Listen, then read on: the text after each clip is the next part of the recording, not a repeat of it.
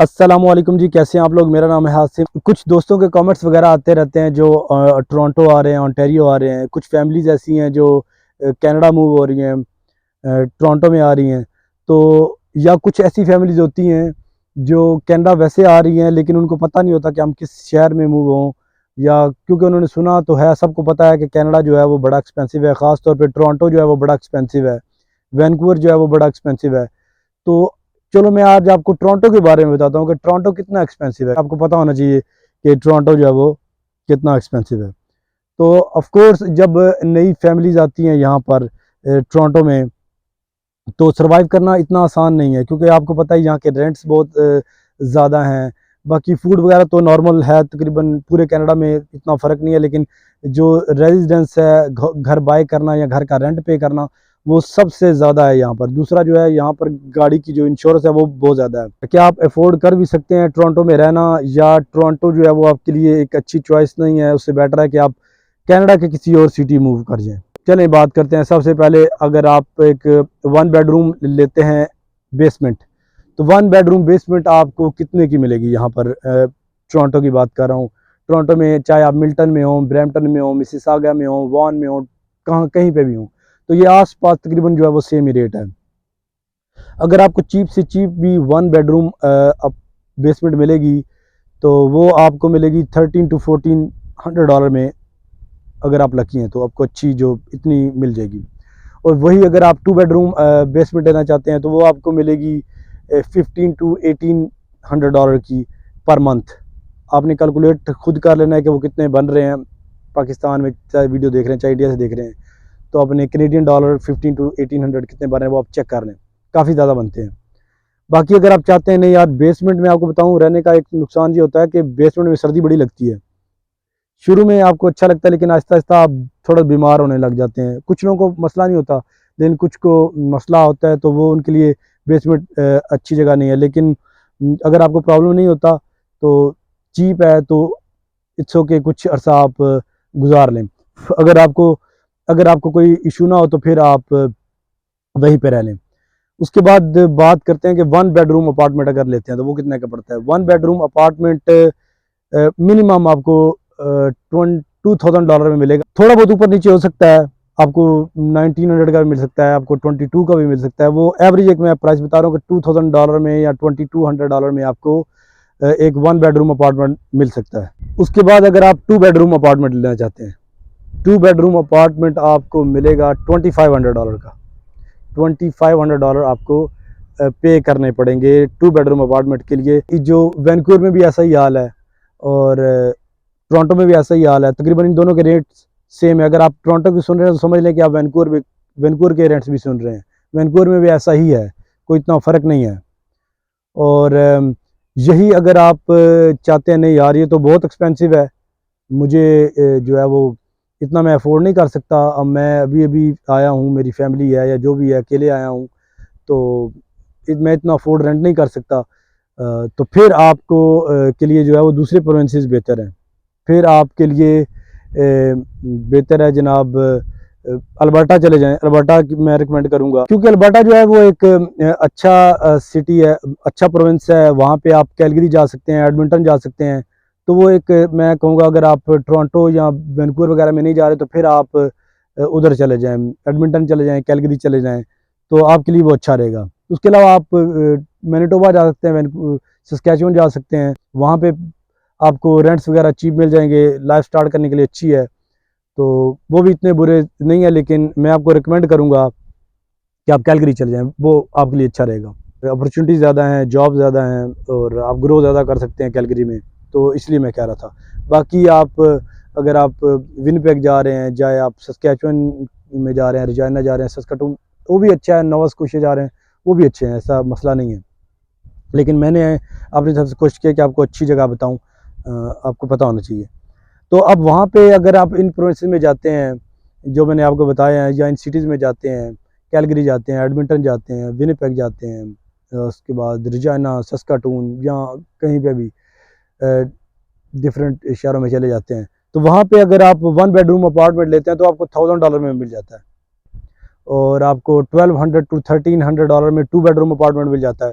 और आपको एक घर जो है वो रेंट पे 3 बेडरूम का आपको 2 से $2500 में मिल जाता है। वही आपको अगर आपको घर लेना है यहाँ पे टोरंटो में लेना है, वैंकूवर में लेना है, तो फिर आपको तकरीबन $4000 आपको देने पड़ेंगे रेंट के, विच इज़ टू मच। इतना कि $4000 आप रेंट ही पे कर दें।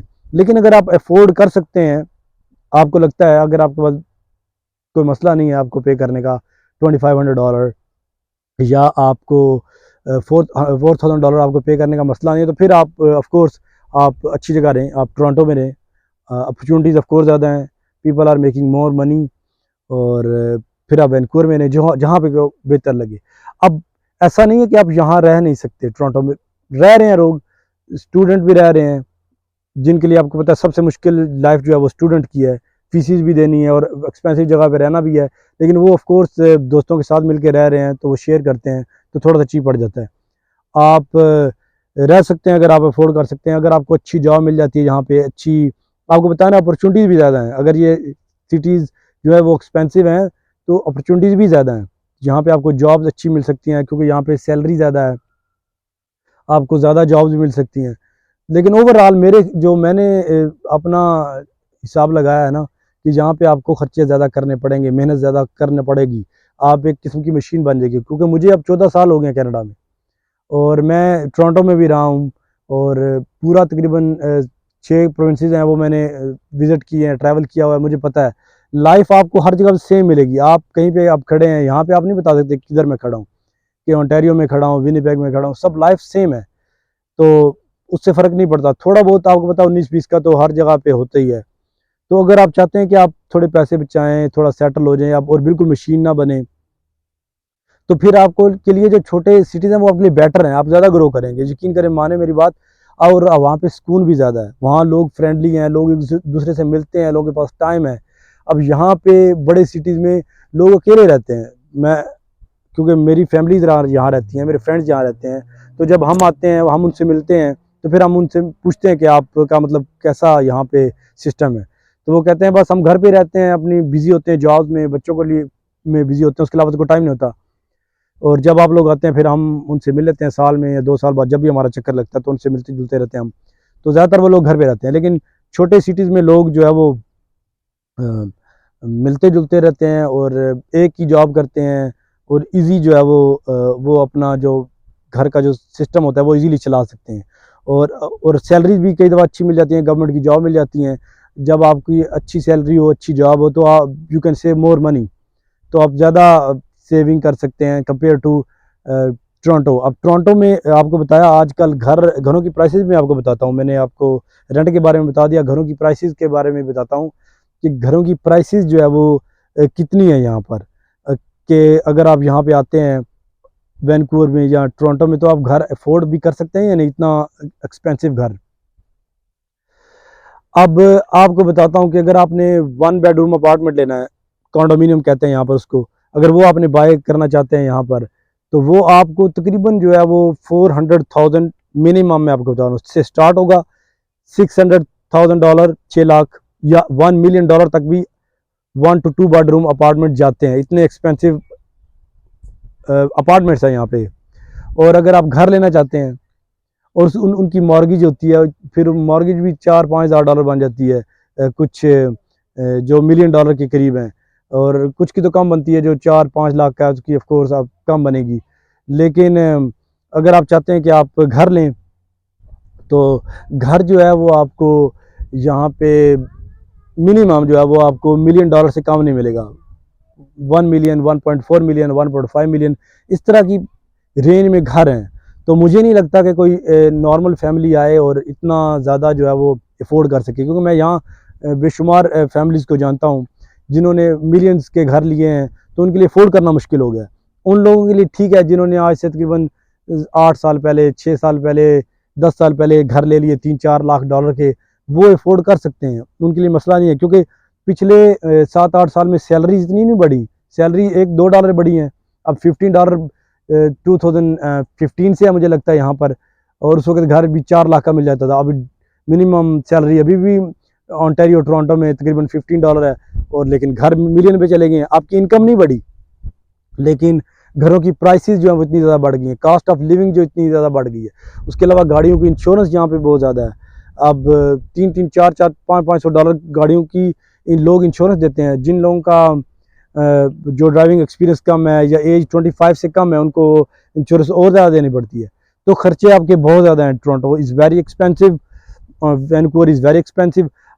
और अगर आप अफोर्ड कर सकते हैं 5-6 हज़ार डॉलर, 7 हज़ार डॉलर पर मंथ ईजीली, तो फिर आपके लिए आपको यहीं रहना चाहिए। क्योंकि मुझे पता है कुछ लोग बड़े वेल सेटल्ड होते हैं, उनके लिए 5-10 हज़ार डॉलर इतना बिग डील कुछ लोगों के लिए। और लेकिन ज़्यादातर जो लोग हैं 90% लोग, उनके लिए टू मच मनी है। तो फिर आपको डिफरेंट सिटीज़ में रहना चाहिए। आप अल्बर्टा चले जाएँ, सस्कैचुअन चले जाएँ, मैनिटोबा चले जाएँ, और फिर जब आप सेट हो जाएँ बाद में आप मूव भी कर सकते हैं अगर आपको दिल ना लगे। उसके अलावा फूड हो गया, बाकी चीज़ें जो हैं वो इतनी एक्सपेंसिव नहीं है यहाँ पर। वो सारे पूरे कनाडा में तकरीबन सेम ही हैं, बल्कि मैं कहूँगा ग्रॉसरी जो है वो यहाँ पे चीप है। क्योंकि यहाँ पे आपको पता है ऑफ कोर्स बड़ा सिटी है, सारी चीज़ें यहाँ पर आती हैं, वो चीप हैं, ग्रॉसरीज़ वगैरह चीप हैं। बाकी आम चीज़ें सारी चीप ही हैं। और लाइफ बहुत अच्छी है, फन लाइफ है। किस कम्युनिटी से भी आपका ताल्लुक हो, लोग जो है वो इकट्ठे होते हैं जहाँ पे हर किस्म के त्यौहार मनाते हैं, क्योंकि आपकी आपकी कम्युनिटी बहुत होती है। उसके अलावा बड़े बड़े इवेंट्स यहाँ पर होते हैं, यूनिवर्सिटीज़ यहाँ बड़ी हैं, एयरपोर्ट जहाँ पे डायरेक्ट फ्लाइट जाती हैं, आप जहाँ पे जाना चाहते हैं आपके कंट्री में।